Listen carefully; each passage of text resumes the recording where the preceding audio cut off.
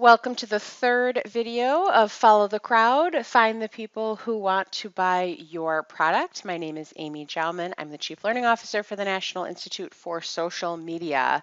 In our first two videos, we talked about 6 questions that you can ask to learn a little bit more about your market, and then we discussed 3 techniques for kind of diving into and learning more about your customers and potential customers. Now we are on to making a plan. So this is the video you watch when you have your data and you're ready to move forward. But before we do that, just a quick overview of the materials available. So the first 2 videos I just referenced, if you haven't seen them yet, the links to those videos are in the description of this video. You can click there if you'd like to start from the beginning. You're certainly welcome to, but each of the videos does stand on its own, so you don't have to. But otherwise, those are there for you. You might even want to listen to them more than once if there was a piece that you wanted to go back and hear again or explore in a little more detail. The other link that you'll find in the description of this video is information about our 3-week course. Now this course is asynchronous, so you can work at your own pace. What happens is you get login information to a learning management system, and each week, 1 week at a time, we go through and discuss in detail the topics that were covered in the second video. So our first week will actually talk about the competitor analysis, and it is an experiential program. So what that means is we're actually going to guide you through completing 2 to 3 competitor analyses related to your actual business. We'll help you choose the right competitors and then walk through the actual process. The second week, we'll talk about surveys. And surveys has several components. So when you look at using surveys to build your business and learn more about your market, it is everything from identifying what you want to use the surveys for, through how to actually craft the questions, to what tools you want to use, which could be as simple as a paper survey or as kind of committed or advanced as using an actual survey tool, so answering those questions. And then week 3, we'll talk about analytics, and analytics is a huge topic because there are analytics all over the place. You've got analytics associated with each of your social media platforms. You've got analytics associated with your website. There's all kinds of ways of looking at data, but if you can pull all of that data, can you interpret it? So we will go through not only the tools and resources that are available, and I don't know if there is even a way to cover all of them. There's a lot to look at. We'll look at some of the most common ones. And possibly even most importantly, we will look at what those numbers and what that information is really saying to you, how it can influence future decisions, and what information can be gleaned. So you can find that course at NISM Online, or you can just follow the link in the video description. So on to our final discussion, which is now that you know what you want to do, how are you going to get it done? Now, I shared in the very first video that this last piece was inspired by a recent experience that I had working with a group of business owners at a conference. And what I noticed was a lot of people were at this point where they were growing their business. They had identified people who were going to be responsible for social media, and or possibly they were in the process of hiring someone to run their social media. A little bit of a split there, kind of saw a little bit of both. The point is they're investing time and they're investing money, and they're really committed to moving forward with a social media strategy. The question that they're now stuck on is, how are they going to get it done? And there are a couple places where I see things go badly when companies start off with their social media plan right out of the gate. And I'm hoping that these steps that we discuss will help you avoid kind of some of those same mistakes, no matter what point you're at. Maybe you've already created a strategic plan and you're halfway through your first 6 months of implementing it. Maybe you have no idea what I'm talking about when it comes to a strategic plan. Doesn't matter. These questions should apply to everybody. So let's go ahead and talk about where we start. Set a goal and make sure it's a SMART goal. Specific, measurable, attainable, reasonable, timely. You're probably familiar with the concept of SMART goals. Now, why start with a goal? It doesn't have to be, and people do sometimes get stuck on this because they say, well, I don't know enough about what to expect from my market, or I want to sell 1 million pieces of my product. That does not generally fall into the SMART category because you want to set goals out based on what is reasonable for you, your organization, your market, the resources you have available. Put some thought into it and put a stake in the ground.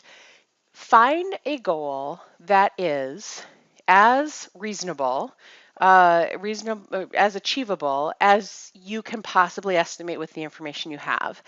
And accept the fact that you may change that goal in the future. That's okay, because this process that we're starting at the bottom of the ladder, it's actually more cyclical. We're going to come right back again and we're going to keep doing it over and over again. So those goals might change. They should change, in fact, because if they do, that means that you're paying attention. You're monitoring those analytics, you're noticing new opportunities. But the first place you start is by setting a goal. Now, are you only going to have one goal? Probably not. In fact, it's pretty rare to just have one goal. But should you have 100 goals? Definitely not, because if you have too many goals, you're going to lose track of them. So depending on how your team is set up, the number of goals you want to have is going to vary. I sometimes will have 1 to 3 primary goals, and then I have what I call super secret goals. And my super secret goals are the ones that I don't really tell anybody about. It's not something I'm sharing with the key stakeholders. It's maybe just stuff that I'm keeping an eye on. And it's always fun to say that you have super secret goals because, I don't know, it sounds more exciting than just, boring KPIs and things like that.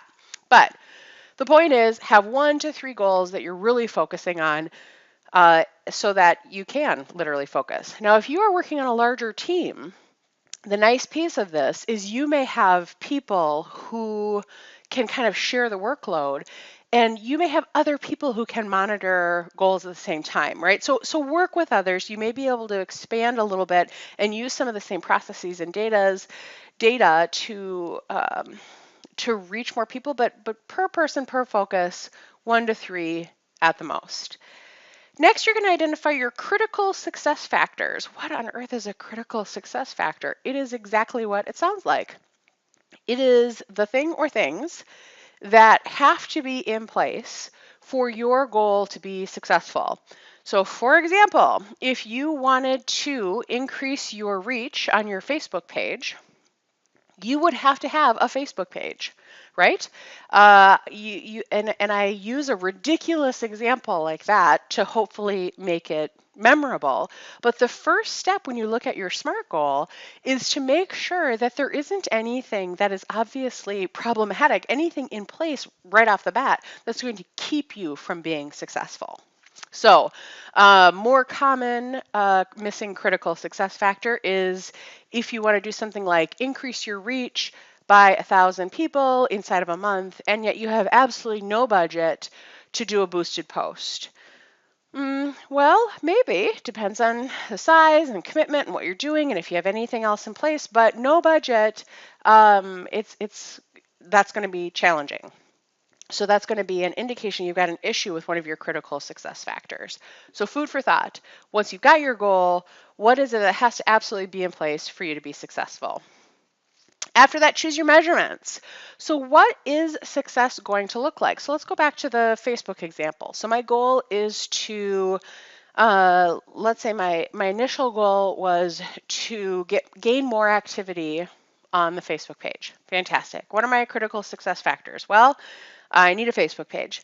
I also probably need a budget. I also probably need to make sure that my Facebook page is appealing and useful and draws people to it. I would probably also need to make sure that my organization's team members were all on board and sharing and engaging and helping us get off the ground. So that's a nice list of critical success factors, right? Now, what are my measurements?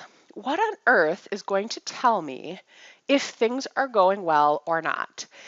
If I keep using my example of Facebook, it could be individual post analytics. It could be things like how many people saw this post. Could be page likes.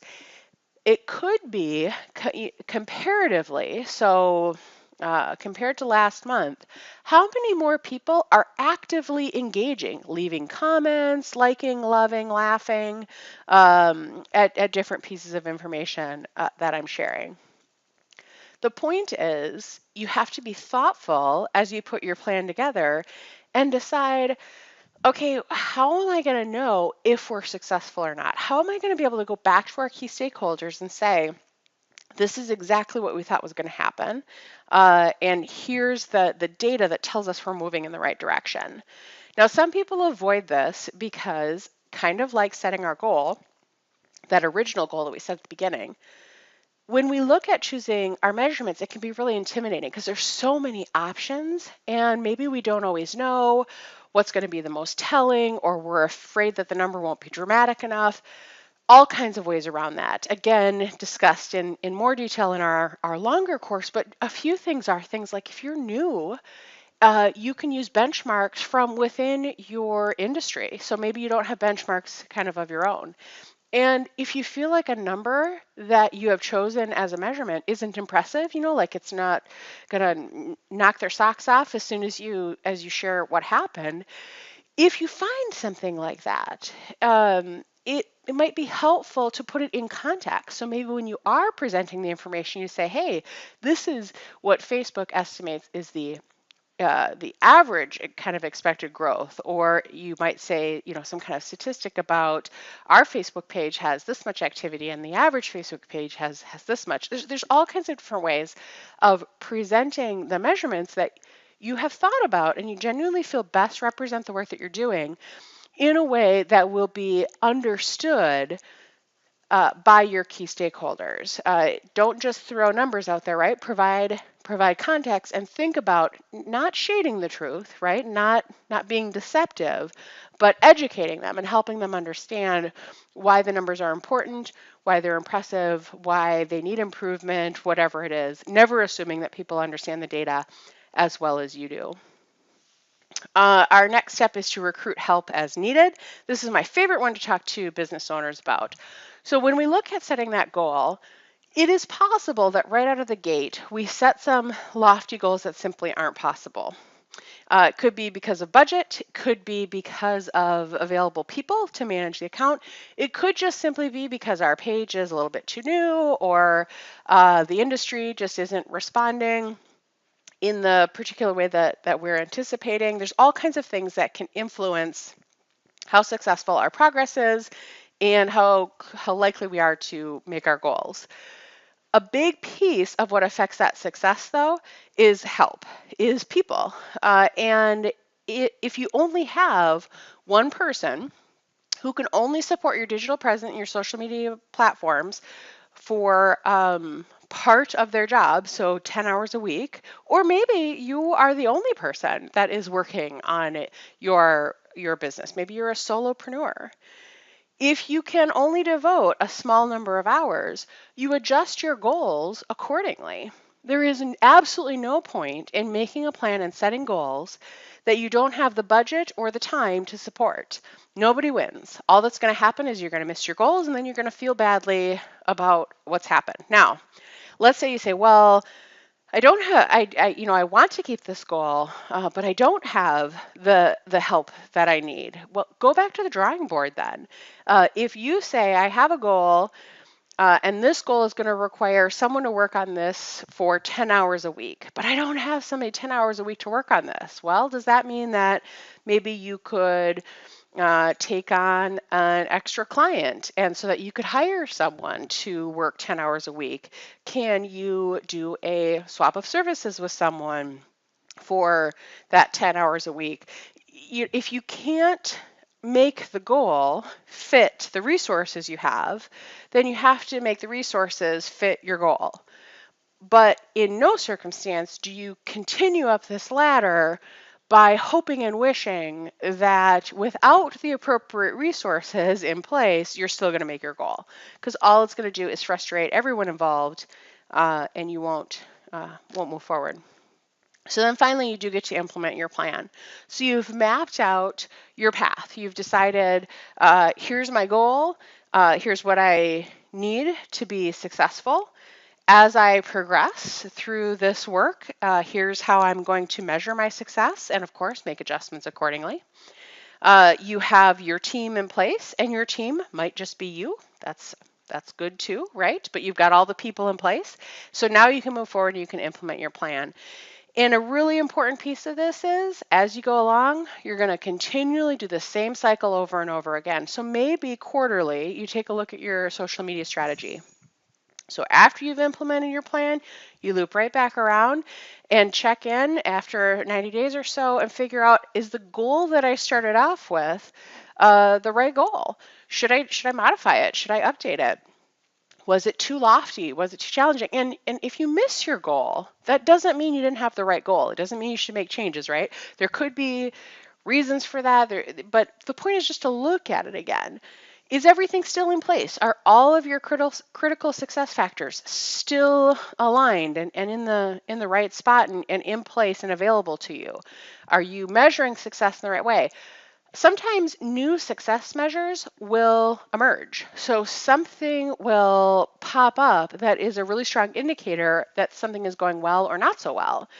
Should that be added to your plan? Now, don't go off the deep end and start adding all kinds of different measurements. You don't want to muddy the water or confuse things, but consider that sometimes you'll uncover these telling pieces that should get added in. Do you need, now that you've got a 90-day plan in place, do you need to bring more people on board? Or better yet, now that you're 90 days in, do you have more data so that you can go to your key stakeholders or that you can take a look at your own plan and you can now justify extra help, maybe a few extra hours from someone, right? You're slowly building kind of this case for maintaining your digital presence. And then you go back and implement the changes you decided on. So this never ends, as depressing as that kind of sounds, but it's something that is constantly on your mind. Now, if you have a certified social media strategist that you're working with, this is something they keep an eye on for you, touch base with you on. If this is something you're doing yourself, I highly recommend just putting it into your calendar so that you are on whatever cycle you deem is appropriate, because every industry is going to be a little different. But how often do you need to review this plan? Just set a little reminder so it doesn't get away from you. And then keep following all of these steps to make sure everything is in place as it's needed to be. So that is your final consideration for looking at creating your plan and then managing it. And over the course of time, these steps you'll continually follow, even though each step will evolve and look different as you go along. So that is the last piece of our third webinar, our little series of following the crowd, learning about your market by actually looking at your market. I again want to invite you to check out the link in the description of this video to our full course where we explore a little bit more about the plan that we just talked about, but mostly those 3 ways of learning more about your market through a competitor analysis, surveys, and then analytics. If you have any questions, you can, of course, always contact us at the National Institute for Social Media, but as hopefully the detailed descriptions and additional information available in these descriptions will help you move forward and learn more about your audience and make great decisions for your business moving forward. So best of luck from all of us at NISM, and we will see you online.